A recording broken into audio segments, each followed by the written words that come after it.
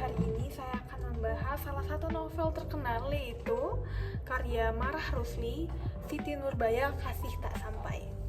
Saya akan membaca dan membahas bab 13 dan 14, jadi tetap ikuti saya ya. Bab 13 berjudul Samsul Bahri Membunuh Diri.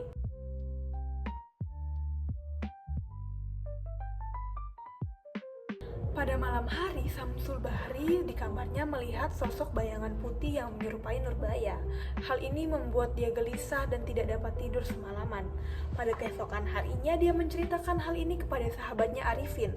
Setelah itu, pada hari yang sama, dia menerima 2 surat kawat. Surat pertama berisi kabar bahwa ibunya telah meninggal dunia, dan surat kedua juga membawa berita duka, yaitu kematian Nurbaya. Mendengar kedua kabar tersebut, Samsul Bahri sangat terpukul hingga jatuh pingsan. Dalam keadaan putus asa tersebut, Samsul Bahri menulis surat permintaan maaf kepada ayahnya, serta ia juga menulis surat perpisahan kepada guru dan teman-temannya tanpa diketahui satu orang pun di dalam kamarnya.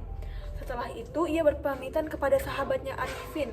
Dia beralasan hendak mengirim surat ke kantor pos, padahal sebenarnya ia ke Taman Bunga, Jakarta. Namun tidak lama kemudian terdengar suara tembakan pistol.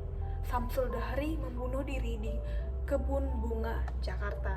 Arifin menemukan Samsul Bahri tergeletak dengan luka tembak di kepalanya. Pada bab 13 ini, konflik utamanya adalah penderitaan batin Samsul Bahri karena kehilangan 2 orang yang dia cintai, yaitu ibunya dan Siti Nurbaya. Saya juga mendapat pesan cerita dari bab 13 ini, bahwa keputusasaan dapat mendorong seseorang untuk mengambil keputusan yang tragis dan salah, sehingga manusia tetap perlu kuat dan berserah kepada Tuhan ketika menghadapi pencobaan.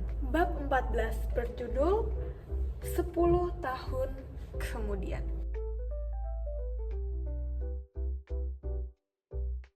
Peristiwa dalam bab 13 merupakan bagian yang sangat tragis dalam cerita ini. Namun, kisah Samsul Bahri tidak berhenti di sana. Pada bab 14, cerita berlanjut 10 tahun kemudian ketika ia menghadapi kehidupan yang sangat berbeda dari sebelumnya.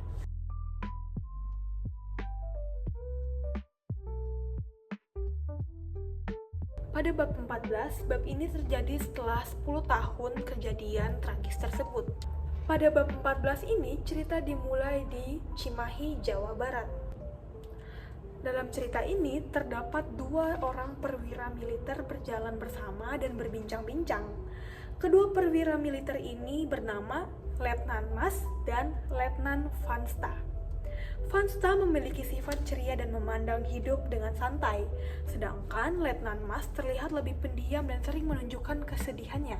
Dalam percakapan mereka, Vansta banyak berbicara mengenai kehidupan, pernikahan, serta pandangannya tentang perempuan dan hubungan laki-laki dan perempuan.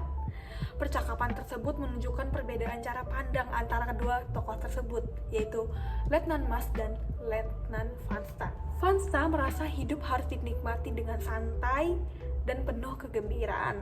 Sebaliknya, Letnan Mas memandang kehidupan dengan lebih serius. Kemudian, melalui percakapan tersebut, terungkap bahwa sebenarnya Samsul Bahri masih hidup dan Samsul Bahri adalah Letnan Mas. Samsul Bahri mengaku bahwa hidupnya telah hancur akibat masa lalu yang menyakitkan. Oleh karena itu, ia menjadi tentara dan bahkan sering berharap menemukan kematian di medan perang.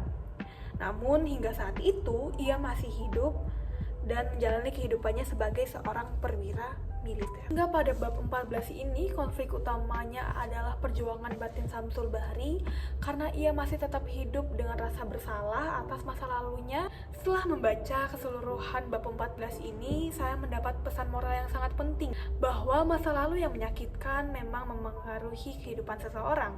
Namun sebagai manusia, kita tetap harus menjalani kehidupan dengan penuh tanggung jawab dan ketabahan.